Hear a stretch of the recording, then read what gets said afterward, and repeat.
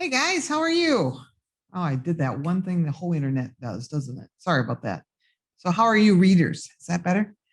Hey, we've had a little time off from our fiction author events, so it's nice to have you back, and we're excited that tonight we're going to be joined by Stephanie Landsem. Sorry, Stephanie, I didn't mean to stutter on your first name. That's just embarrassing.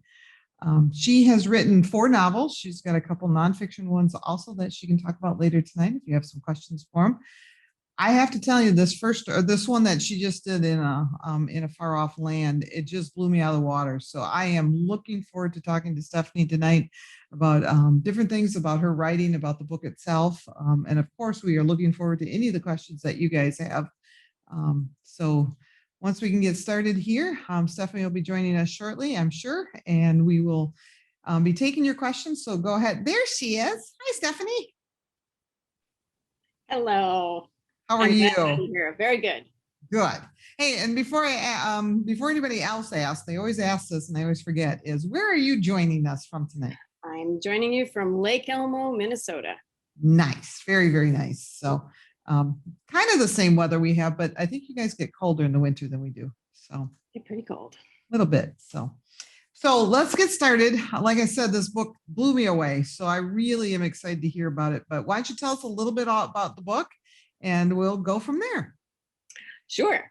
So, In a Far Off Land is the story of Mina. So she is a Midwest farm girl who steals her father's savings. She runs off to Hollywood during the Great Depression to make it big, to make a lot of money, and to save her family farm. But when she gets there, she finds out that the land of sunshine is not all that she heard it to be. And things are really tough. And she works at getting her big break. She finally thinks she gets it. And instead of that, she wakes up next to a dead film star and is on the run for murder. So it's a mystery. There's a little bit of there's quite a bit of romance. Let's be honest. There's a lot of romance, and in the end, it's that story of mercy and forgiveness that we know of as the story of the prodigal son. So it's her trying to find her way back home. So that's the story in a nutshell. That's a good nutshell. You don't give too much away. So that's perfect. So I always hesitate sometimes because you guys can get all excited and suddenly we're hearing about the end of the book. So thanks for not doing that part.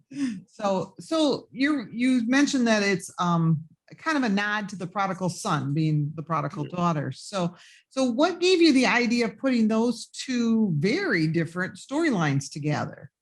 Yeah, well, I originally did biblical fiction. So my first 3 novels were set in the New Testament. And, you read a lot of the Bible. And I started really thinking about these parables and why Jesus taught his followers using parables. And I think it's just because we learn by story. Like we understand stories, and God knows that, and he made us. And so he taught us in the way that we could best understand something, and not just in his time, but in all time.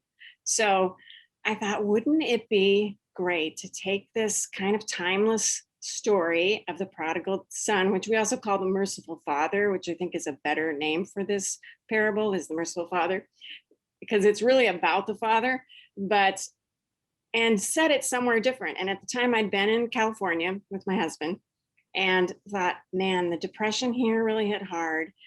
Hollywood was the exact opposite of the depression. It was this glamorous place of lots of money and sin and stuff going on. I thought that would be a great place to set it. And I was like, wow, this would be really fun. Also, it'd be a really fun change from researching, ancient Israel. Not that I didn't enjoy that. No, but I have to imagine the research probably was a little bit easier for the 1930s than it was, 2000 years ago.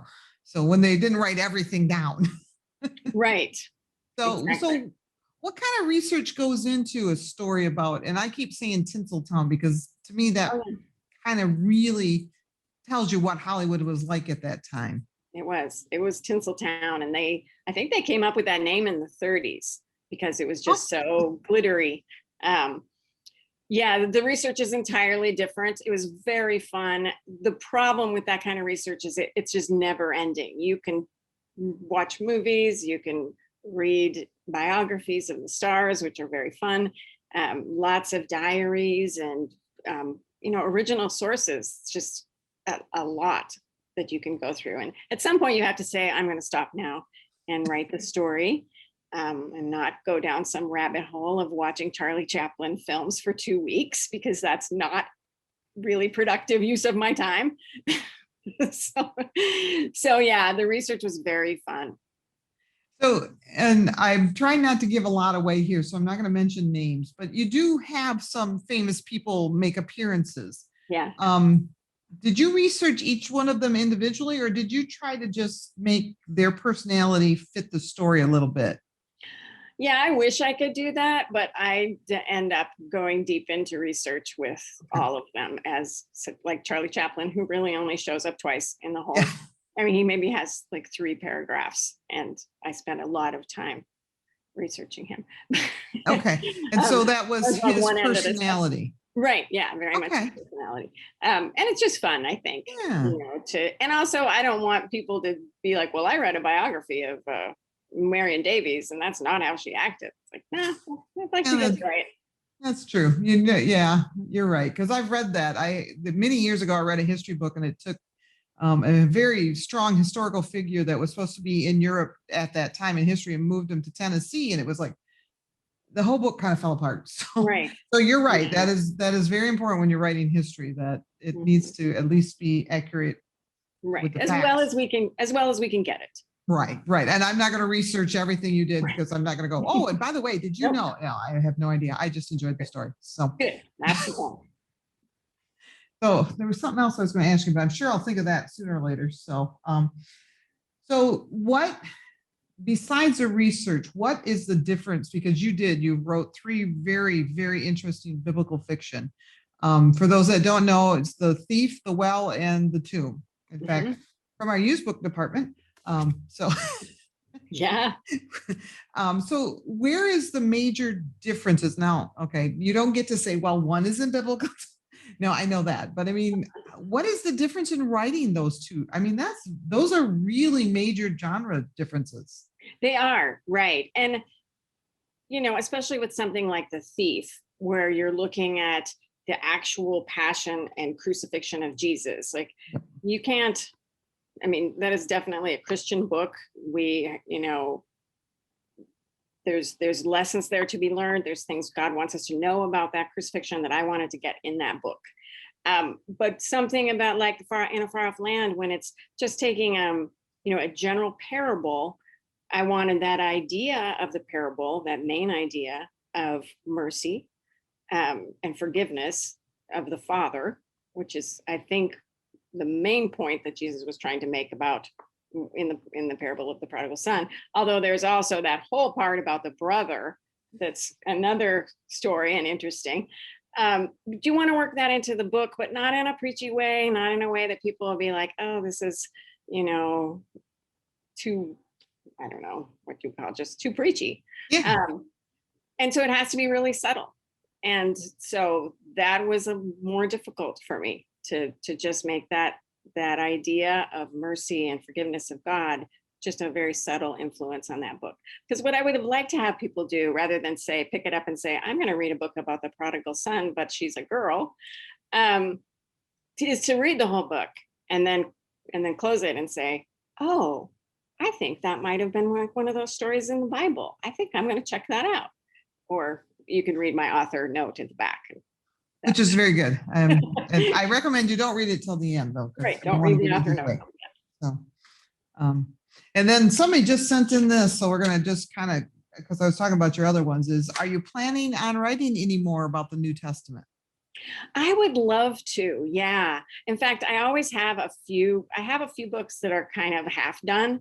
And I'm always kind of thinking about them. And a couple of them are biblical. So that's always back there on the back burner. Interesting. So, got things to look forward to then. So. Let's see here. Oh, people always like to know, where did you get the idea for the names of your characters? That's funny because I just spent today doing a search and replace on a character that I thought that I had his name right, and it was not right. In the end, I was looking at it again. It's like, that's just not his name. It just I takes have me. to interrupt. I love when you guys say things like that. It's like, how do you know it's not his name? You're making him Just up.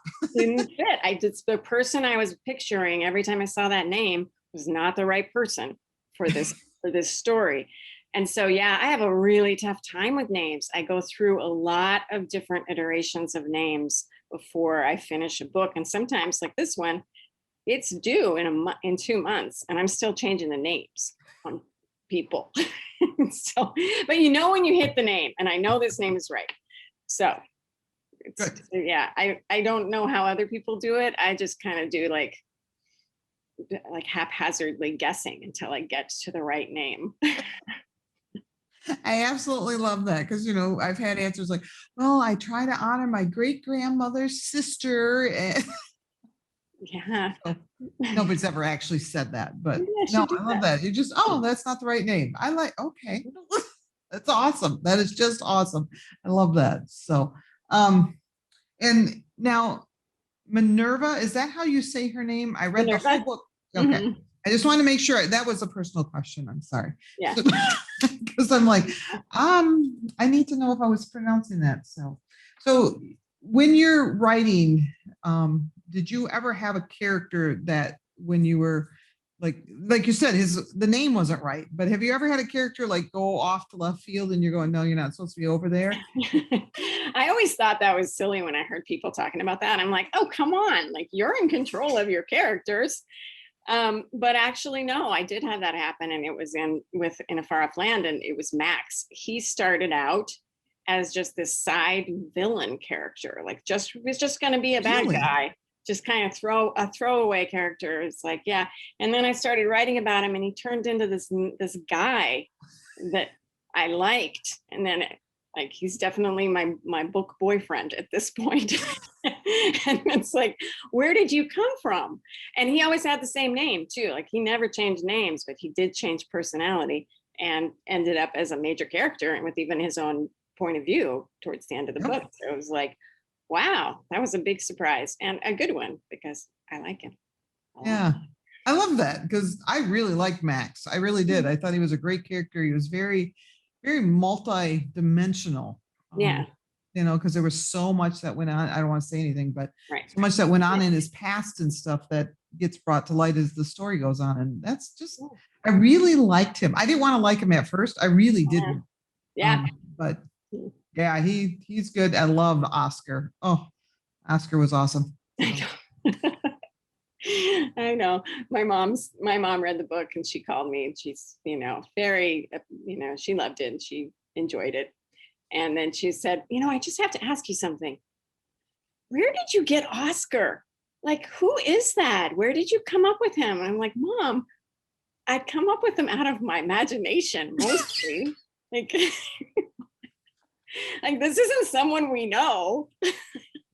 Well, that's the rumor we all believe is that you authors put all of us in your books. Yeah. Nope. No. I wish that would make life so easy. No. It would, wouldn't it? I have to act better in front of my author friends then, though. I'm always that crazy one in the background. So somebody wants to know, what's the strangest thing you discovered in your research? And I would say any of your books. Is there something, if it's not in a far off land, that was in something else that you went, oh? Yeah, I had that question at my launch party, and it's not something. There's a lot of things really that I found that are just like fascinating, and one of them is actually when we get to your question about my next book. I would say that this was one of the major things that I found that I needed to write an entire book about. But I found a lot of interesting things while I was researching the 20s, just about bootlegging and prohibition and all of that, and just really how prohibition just messed up our law enforcement system, and just the repercussions of prohibition were just so far reaching. We're still dealing with it when you can organize crime and all that. It's like, wow, we had no idea what this social experiment was going to do. But on a lighter note, I did find out this very unusual fact about Julia Child. And I just went down this rabbit hole. It was a whole afternoon, but it was so worth it because I had no idea what Julia Child had done in World War II. And the CIA files have just recently opened for some of that World War II stuff. And she was in the CIA. She was Julia Child, the one Really? with the cookbooks. And she helped a group of people develop a shark repellent for World War II underwater mines. So the sharks were running into the mines and setting them off instead of the German U-boats running into the mines and setting them off. And so they had to like find some way to keep the sharks away from the mines. And so Julia Child was part of finding this repellent and developing this repellent for underwater mines, which I was like, that's crazy. That's fascinating. I literally went, that's something like from The Onion. That's something weird. Like that is not true. Somebody's making this up. So then I had to go do a bunch of research of like, yep, it's actually true. Awesome. That'd be a cool. Wow, things you don't learn about people. I'm going to have to write that down somewhere. She was just a smart lady. She was, because even, I know it sounds really just crazy, but I watched the movie Julia and Julia. Yeah. And I really got hooked on some of the things she did. And yeah, so I did not find that in my research of her. I didn't go that far in depth, but she was quite a lady. So so very interesting. And it has nothing to do with the 20s. It has nothing to do with biblical. It was just like this thing. Yeah. Oh, we got to write that down and use that in a different book. Yeah, exactly. So, well, since you mentioned it, what are you working on? Okay, what I'm working on is a very unwieldy book, but it has a fascinating premise, and that is 1930s again in Los Angeles, but less about Hollywood, although there is some about it, and more about the fact that in 1933, Adolf Hitler was barely a known name. Like he had just become chancellor. Nobody really knew. They kind of thought he was crazy, but nobody was very worried about him. Most people were more concerned with the Depression and the end of Prohibition. That's what was going on in the US. Unemployment, the Dust Bowl, all those things. But Hitler was not involved in Hollywood. He already had a plan. He wanted to infiltrate Los Angeles. He wanted to get control of the studios because he knew that the United States film industry was the way to get to the world. So he was already sending operatives into Los Angeles, and only one guy knew this. I know it's a long-winded explanation of the book, but only one guy figured this out. He was a Jewish lawyer. Nobody would listen to him. So he set up his own spy network of Christian men and women who infiltrated these fascist groups, Nazis, National Socialists, the Ku Klux Klan, all these people that were setting up in Hollywood. And they were very anti-Semitic at the time, and it was pretty accepted, anti-Semitism. So he had this group of people who would infiltrate the groups and then come back and report to him. And I was like, I did not know about that. Who knew that there were Nazis in Los Angeles in the early 30s? And so that is what the new book is about. It's about one of the women. And of course, it's fictional because it's a very long story. It was 10 years of his spy network. So this is a shortened version of one woman who was part of that spy network and what she found out and how she was involved in shutting down the Nazis, because we don't know about it because he was so successful. He did a very good job of stopping that whole fascism infiltration before it even got started. That fascinates me. I know. Look at and and then you get this and you go to people, because people will say, and I'm sure you've heard it, is, oh, well, fiction is, fluff. And I'm like, no, I learned lots of things that I never learned in history class. And this is going to be one of those. So, so thank you for that. Well, I mean, for all I know, my history teacher did mention it somewhere and I just, wasn't paying attention. I don't think so, because I paid attention in history and I did not hear anything about that. I didn't either. And I have to admit, history was one of my more favorite classes. I had some good history teachers. So, but no, I don't remember that. It just, and of course, then my brain takes off running like, well, what about this? And so we won't discuss that. We'll wait until we get together for that book. Next summer, when that book comes out, we can talk about it. Then we'll have a good discussion about that. So, right. And I think the name will be Codename Edelweiss. Oh, interesting. She- So, okay, so we'll all look for that and then we'll get together same time, same station and do this again. Yeah. Maybe we can get together in person then. So, but That'd be nice. it would be, wouldn't it? Oh, so we're not going there. We're going to keep this happy and fun. So, oh, you did say next summer. So, one question that a lot of people wonder about is how long does it take you? Do you have like, okay, it always takes me this amount of time, or does it depend on the like the topic? You know, because you do more research or the story has, I mean, Yeah, it depends on the topic, but also kind of what's going on in my life. Like oh, in a far off land took a long, long time because I had other family things going on and I just couldn't put in the time. Also, I didn't have a deadline. So that was helpful. deadlines are amazing, aren't they? Right. They really make you write faster. Um, and then this codename Edelweiss, I've had, roughly 15 months. I'd certainly like another 3 months if anyone from Tyndale is listening. I'll put in a word with my rep and see if that Right. helps you. Right. The shortest time I've ever written a book was The Tomb, which yeah. is the third book in the Living Water series. And that was 9 months. And I don't ever want to do that again. Okay. It was very stressful. Yeah, that sounds, and 9 months is a short time to write. I know other authors do it, but Yeah, I'd done most of the research, so that was good because Okay. it was the third in a series, but Yep. it's still, a scramble. yeah. And refresh my memory, do they go in order or is it just the general time period? They're kind of in order. I mean, if Okay. you were gonna read them all, I would start with The Well and Okay. then read The Thief because there's some characters that go through the whole book. Yeah, I think I read them out of order. I think I read The Thief first and then went back and read The Well and then waited for The Tomb to come out. But yeah, they every once in a while somebody posts something online about them when they read them around Easter or Lent. And it is really I popular. agree with that completely. It's very powerful for that time of year. So Yeah.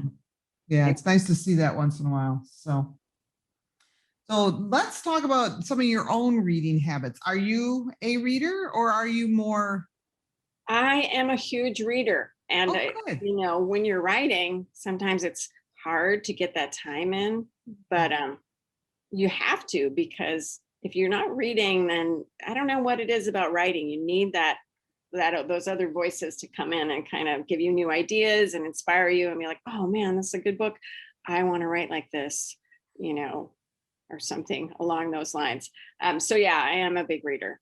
And Oh, good. Now, do you read fiction while writing? Because I know some authors don't because they're afraid of having like a crossover there. But when I wrote biblical fiction, I didn't read biblical fiction while I was writing because I found that it gave me a lot of anxiety. Because I was just like, oh no, I haven't researched this, or and you just need to like do your own thing when you're at that point. But I read biblical fiction now. Okay. And yeah, I read mostly historical fiction. I would say because I've always loved that. But once in a while, I'll throw in something a little lighter or a little, more fun, or a little Regency. Yeah. Oh, yep. I Gotta guess have that once in a while. circle, but yeah. Uh-oh, I'm echoing, I think. Oh, nope. I was thinking I was echoing. Maybe it's just me. So what do I know? So what is something you're looking forward to reading? Like you've heard about it coming or a friend of yours has written it. What are you looking forward to? I am really looking forward to a new book coming out with Tyndale this July, and it is called If It Rains, because it's so interesting how suddenly all of these Depression era novels are coming out. And I thought it was like, when you're pregnant and you just see a bunch of pregnant people and you're like, why is everybody pregnant? And it's just because you're noticing it. But I'm wondering, is that it? Or is Depression era really becoming the new World War II? Because of COVID or something, there's so many parallels with what was going on in Depression and COVID, the whole COVID thing, that maybe that's it. I don't know. But If It Rains is coming out. That's Depression era. It looks really good. I'm reading a Lynn Austen right now that was just set in the Depression era. What's it called? I'm trying to think of which one that was. Now I'm blanking on it completely. But there's a couple of them. But on my Kindle, but I don't know what it. That's all right. don't remember what it's We'll called. think of it Anyway, on the way home. I'll text you no, later. it's not one of her newer ones. No, she's got one coming out this year too in June. So Yeah. So yeah, I do read a lot of historical fiction, and I love, The Four Winds from Kristen Hanna was awesome. And I'm then on the wait list. yeah, Patty Callahan. I love her The stuff. wardrobe one. Well, that's coming out. Yes, I can't wait for that one. But I just finished up Saving Savannah, which was also good. But between Saving Savannah and Four Winds, you need a big glass of water. Okay. You, because they're both very thirsty. Everybody's thirsty all the time. And it's like, I'd be up in my bed reading, like, I need water. I kept doing that with the If It Rains. I kept thinking, oh, everything is just dry. I wanted to go water something, but it was so good. Oh, I good. I can't wait. I can't wait for that one. Speaking of, I think I need a cup of tea now. We've made ourselves thirsty now. Sorry about that, folks. You may go get some water if you want. We'll wait. So, okay, somebody has a question about a far off land. Given that Minerva starts off in the book doing something pretty bad, how did you manage to make her or tempt the readers to root for her? Yeah, and I agree with this. I know. That was a very hard thing, Justin, when I first came up with the concept, because we don't have a lot of sympathy for the prodigal son. No. When you read the parable, and neither did Jesus, the people who were listening during Jesus' time, they knew that story. And that story ended with the son being shunned and told, and rejected by his father, because he didn't do what he was supposed to do. Well, then Jesus turned that on his head and made him have forgiveness. And most of us go, wow, that's not fair, So yeah, it was tough. But I think we all have, I don't know, I have adult children, and I think of how people make bad mistakes and we still love them. And sometimes they make really bad decisions for good reasons that we don't know about. And so it was kind of like working with those ideas of it's really easy for people to go down the wrong road when they're faced with, bad things like a mother dying or mental illness or, just fear of all sorts of fear that someone won't love them. And then it made it easier for me to have sympathy for her. And I had to have sympathy for her before I could write her as a sympathetic character. So yeah, it was a tough call. And she does have to do bad things. If she just went and smoked a little and maybe had a few drinks and, whatever, and then went back to her father, that's not mercy. That's not a big forgiveness. We'd be like, oh yeah, okay. We could see forgiving somebody. It's only that the prodigal did such bad things that made the mercy of the father so incredible to us. So yeah, it was difficult, but I hope that I did make her sympathetic and rooted for her. I did. There was a point where I kind of wanted to smack her in the head and tell her to go home, but and isn't that shorter book? Isn't that true? We all know those people that would just be like, stop. Yeah. Just stop. I think that makes for a good character, though, is I was vested enough that I'm like, okay, just stop it. Right. Go home and behave yourself. So yeah. And we can really understand where the sister's coming from, where Penny was just like that son in the prodigal story. Yeah, I could see where Penny was like, what about me? Yeah. And I thought about that too. I have to admit, and this isn't a real big spoiler, so don't freak out, everybody. But partway through that story, I thought she was very harsh yet. Penny was, and I thought that's hard.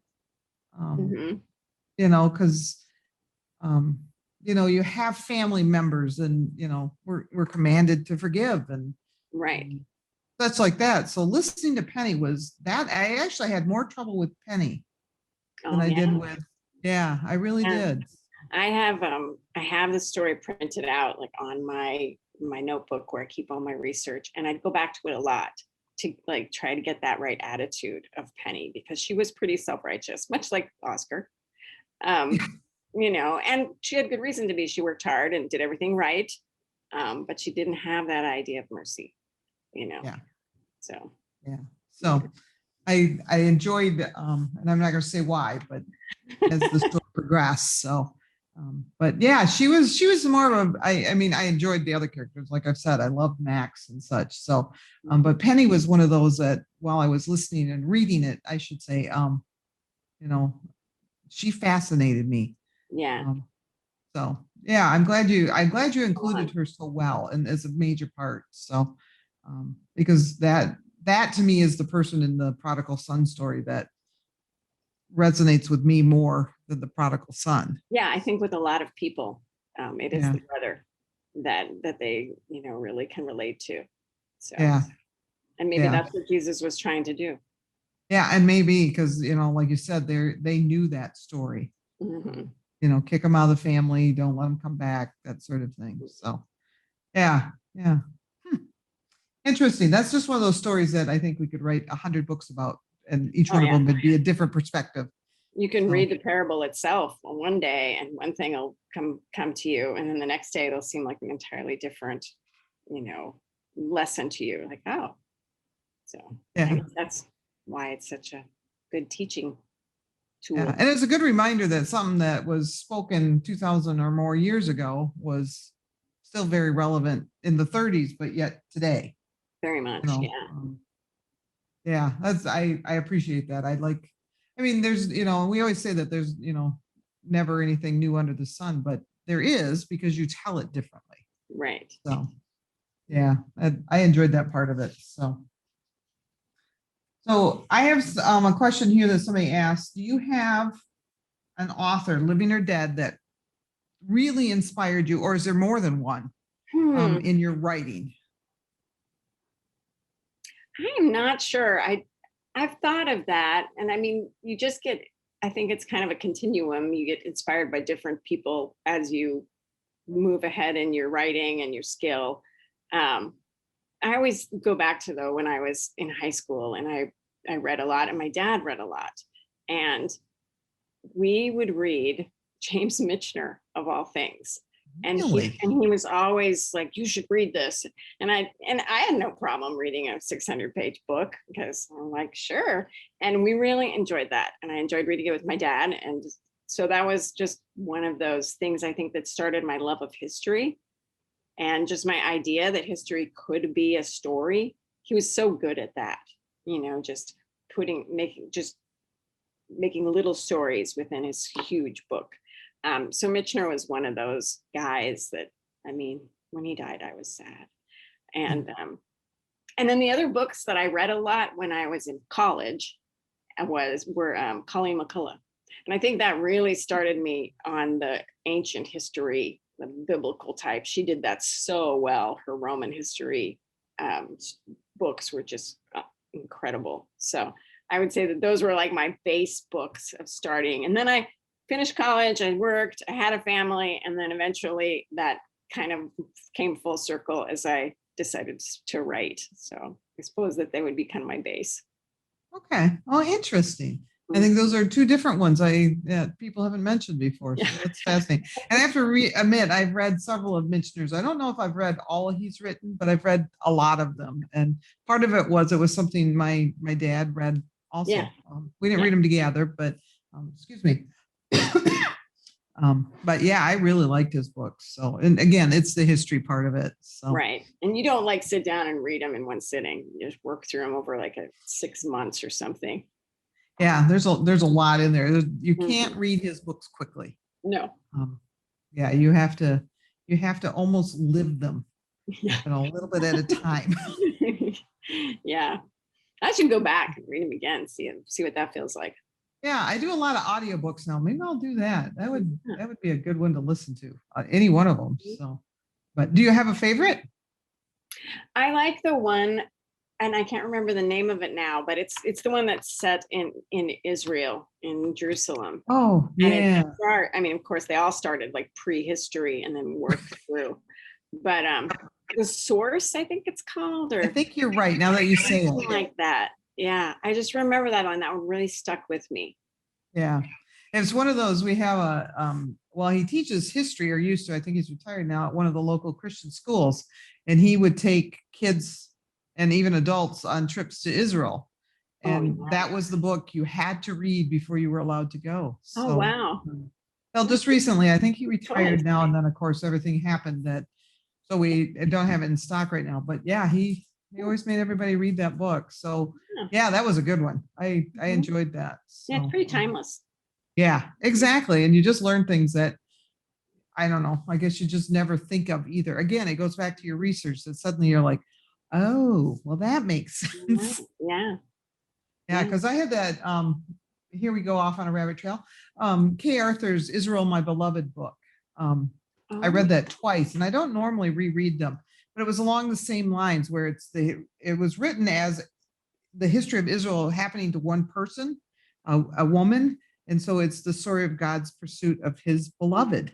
And so wow. and it's like, boy, there was things in there that I would never have known, Right. when you, Writing that down yeah, for my next audio book. there you go. So that one was good. It was another one of those like Mitchner's where you just kind of read a little bit at a time because there's a lot in there. Mhm. And obviously it stretches your imagination because, Israel's history is thousands of years old. So, Right. that it's one person, you got to kind of use your imagination. Right. But yeah, same thoughts to it. So very good. So, a lot of readers like to know, how many books do you work on at a time? Are you focused on the one, or is it like you're looking for your next one I right think away? you're always looking for your next one. It's like, I don't know, fishing or something. But yeah, I write one at a time. Okay. I do have several, half finished ideas going on, but I rarely work on them just because I find it so difficult as it is to focus on one book and then get your head in the characters and the whole plot line and everything. I don't think I could switch over to another book very easily. I'm not much of a multitasker. We were talking earlier. I just don't multitask very well. So I don't think I could do that. I know people who do, and I think, wow, that's amazing. I wish I could do that. No, No, it's not in no. the cards. And now you mentioned you had some of these kind of in the works, so to speak. Is there, and I mention this only because you've written this, is there a biblical character you're like, boy, I'd really like to do a book about them someday? There are several, actually.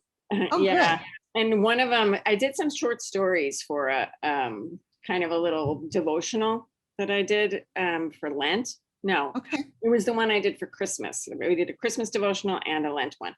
And the short stories were very fun. And I didn't think I would do well with short stories because it's so hard to condense things down to, 20,000 words or something. Just anyway, but it was really fun. And I started writing a book about a story about Adrena, who is the wife of one of the wise men. And as they came to Bethlehem, she came with him. And as I wrote the short story, I'm like, oh, I love her.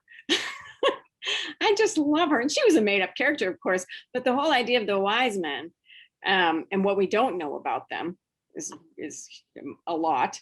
We know very little about the wise men. So that gives you a lot of stuff to play with. But we think they're from Persia, which is just fun, and the research was fun. And so I did get started on a full novel for her, but that's waiting out there in the wings for another day. Oh, no, I'll have to wait. While I We write have to about read about Hitler in Hollywood first, which also sounds fascinating. So I guess we'll wait. Okay. I mean, it won't come fast enough, but if we have to wait a year, I guess we'll put up with it. You figure out a way, as my agent says, if you could figure out a way to clone yourself, that would be useful. I'm like, oh, yeah. I'm on it. I'm on it. We'll do some research. Because if I couldn't do that when I had 4 kids, I'm not going to be able to do it now. And that would have been very useful. Now, you had mentioned earlier that you started writing when your children were small. How old were they? They weren't real small. I didn't Okay. start writing until my youngest went to kindergarten. Oh, And okay. so I had That's, 4 like in grade school at the time. So yeah. we had a little bit of time to write, but it was certainly slow going Okay. until they got older. And then they could feed themselves. And once they could feed themselves, burritos, microwave burritos became the thing at our house. They'd come in And they and thought they were living the high life, didn't they? right, they'd knock on the door and they'd be like, "Mom, what's for dinner?" I'm like, "I'll be there in a minute." And then I'll come out and say, "Okay, what are we doing for dinner?" And I'm like, "Mom, we already made burritos. That was an hour ago." I'm like, "Oh, sorry. Did you make me one?" Yeah. Mother of the Year award. I know. Didn't quite get that, but I haven't gotten it either, so it's okay. We'll just do it, muddle along together. do what you can. So is I mean, back then, I'm sure your writing schedule was different. Do you have set times you wrote or write, or is it like just when you get time? And back then, yeah, it was a little more juggling, things Okay. like when kids were in karate, I would, take my laptop along and do my stuff. But now pretty much I have one kid left at home. He's going to school here. Um, and so, yeah, I get up pretty early. I'm a very early riser. I'm usually up by Okay. 5:30, 6 o'clock. Ugh. And then I get most of my writing done in the morning. And, I should say like by 1 or 2, I'm usually burnt out at that point and doing other things. So yeah, I have a little bit of a schedule. Stop for a Yeah. break, take the dog for a walk. You know, What's the dog's name? Everybody's going to ask. Layla Layla. is a neurotic dog, a neurotic German Shepherd / something. Ah, Yeah, those are the best kind. We only nice. have mutts at our house. Yeah, they are. Yeah. She's a girl. Now, you've written in 2 different genres already. So if you could write in a different genre than those 2, what would it be? Yeah, I'm not sure. I've always been kind of drawn to thrillers. I think that would be fun Really? to do something just because it's high tension. And I think, well, that would be different than historical. But I don't know. I think some kind of adventure, maybe an outdoor adventure would kind of be fun, or an outdoor thriller, something along those lines. It'd be totally different though, wouldn't it? It would be. You might have to use a pen name so we don't confuse Yeah, you. yeah, that'd be. I will admit though, the mystery you put in a far off land is very good and very thought out. And I liked how I shouldn't say that because that'll give something away. Uh-oh. But sorry about that. But I could see you writing that thriller because that was a very well developed storyline. Oh, thank you. Because sometimes you get somebody adds a mystery and you can tell they're not used to writing mysteries and it's very formaic through the book, whereas yours very, very well developed and I enjoyed trying to figure it out. So, I love that about mysteries. It's like, can I get to it before the character does?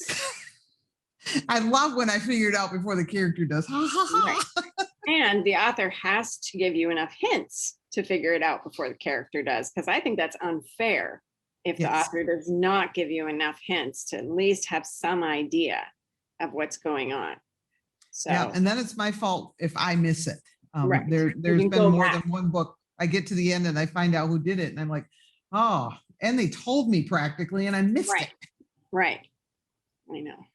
Yep. So keep that in your back pocket. Those mysteries, I think you'd be all right with them. Mhm. So, That'd be fun. keep me up at night thrillers. I do like those. I don't like horror. I No. don't need that. But those thrillers where, Mary Higgins Clark, where you can't go to sleep Right. until the bad guy's dead, sort of thing. Right. Yeah. So who knows? So, take notes. You never know. So, Mhm. okay. And then I have one last question here is, I shouldn't say that, it's not one last one, but I have a question here. What is one thing you wish your readers knew about you, but no one has ever asked? I don't know. Just since I'm doing this book about the Nazis in Germany, I think I often, in the far off land, there's a little bit of German. And nobody really asks me why I like German so much, but it's because I speak it. Really? How fascinating. I love getting German in there. And I took German in college. I spent a lot of time in Germany. I don't know how well I speak it now because the people that I used to speak German with aren't around. But I do really enjoy all German things, like the culture, the history. I love traveling in Germany. It's one of my favorite countries to go to. It was the first place I ever brought my kids when we went international travel. Oh, interesting. Old enough to travel, I said, we're going to Germany. And so it. that is fascinating. So let me ask, where's your favorite place to go in Germany? Ooh, maybe Berlin. Okay. It's so neat. Yeah, it's a really cool city. Unfortunately, you can really, it's also the history of Berlin is so cool with the war and everything. And divided city. And I always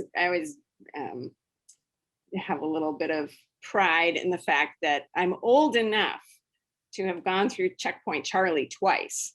Okay, I was going to ask that. Before it was, before the wall came down, I'd been to East Germany twice, and it was just amazing. It was so surreal to walk through Checkpoint Charlie into the Eastern Bloc, just across a wall. So that was one of my neatest travel experiences, and it can't be done anymore. No, thank goodness.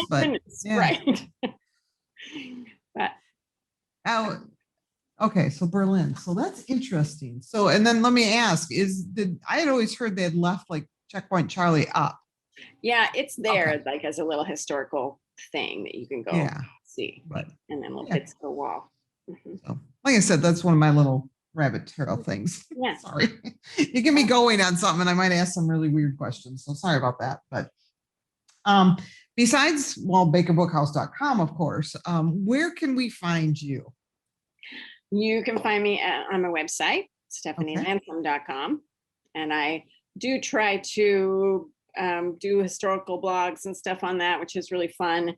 I don't do it very often, so you can sign up for my newsletter. I will not spam you with lots of stuff every day. It'll be about once a week. Then on Facebook, I'm there at Stephanie Landsem. I'm really enjoying Instagram. I think Instagram is a lot of fun, and you reach a lot more people on Instagram than you do on Facebook. So definitely, if you're on Instagram, check me out there. Awesome. It's a book stuff, but also cat pictures and family stuff, and occasionally the dog and food. I mean, food is good. Yeah, there's always something good on Instagram. We should give the cat his due. What is the cat's name or her due? Oh, he's sleeping over there. His name is Lando. Lando. As in Lando Calrissian. Yeah, I was going to ask, but I didn't dare. Lando Calrissian is his full name. I know. No, I might be afraid I asked. I'm sorry I asked. When you have boys and they name the cat. Yeah, that's how it goes. So, and you have how many kids? 4. 2 boys and 2 girls. You did say that earlier, didn't you? I'm sorry. So, yeah. Well, how fun. So, okay. Well, I'll give you the cat's name when you let your children. That's when your striped cat is named Spots. So, right. Kids are great. And then if you had to tell the younger writer you some advice, what advice would you give that writer? Oh, if it were me? Or any writer. They don't stress so much. But no, I would just say, that thing that's really hard about writing from home is that self-discipline and, setting aside the time, because there's always something else to do. So just I would say be aware of that requirement of self-discipline of you have to really sit down and do this. There's so many distractions. Awesome. So. And then, so you brought that up. So what's the best thing about writing? Being at home. Okay. Should have seen that one coming. Yeah. No, I love being at home. It's nice. Yeah. I mean, yes, it's very distracting also, but it's. Yeah. I found that out when I had to work at home for a little while last year. And it's like, oh, there's always something to do. Oops. Mm-hmm. So, yeah. But So what's the best thing about writing other than being at home? I mean, is it the I discoveries? Is it the, I love the writing process. I would say the writing process and like getting something down that was in my head and now is on the page so it can go in your head. It's really kind of magical, when you think about it. Just using words to transfer a picture from me to you is amazing. But surprisingly, what I thought that would be hard for me is meeting readers. And it's one of the things I like the most, even though it is kind of exhausting sometimes, when it's in person, but just the whole online and social media and just interacting with other readers is so fun. So I love Good. that part. And I was surprised at that. Awesome. Well, thank you so much for everything tonight. You have brought some interesting topics to light. So, Hitler, Julia Child, we went all over the place. yeah, who knew that being a cook also meant you got rid of sharks? Sharks. Sharks. That's just funny. And I have to admit, the thought of sharks running into those mines and blowing them up, just I'm sorry, it's very sick, but I think it's hilarious. So Good use of minds, in my opinion. me too. So if they could learn to blow up snakes that way, I'd be all for it. So um we've had an adventure with a garter snake at our house the other day. So but shark snakes, they're all the same. Go away. But thank you. I really appreciate it. I thoroughly enjoyed your book. If you guys out there have not read it yet, get your copy today and get going on it because it is phenomenal. I was telling Stephanie earlier, it was one of those books. I love the cover. Okay. It's beautiful. But I thought it was going to be this lovely story and a little romance about Tinseltown, and it's not. It is so much more than that. And it's just such a good book. I had started reading it at lunch here and I ended up taking it home so I could read it and just keep reading it. So go get your copy, enjoy it thoroughly, and visit Tinseltown in the 30s and find out there was a dark side to it. So, but thank you for joining us tonight, Stephanie. I really appreciate it. I look forward to your next book, and hopefully we can get together and talk then too. I hope so too. Thanks, Chris. And I appreciate Baker Bookhouse. You guys really do support authors. So well, thank you. Thank you very much. We love doing it. It's a lot of fun. So you guys always make me laugh. So that's always good. All right. Well, thanks a lot. You're welcome. And you guys all have a good night, and we'll see you again soon. Bye-bye.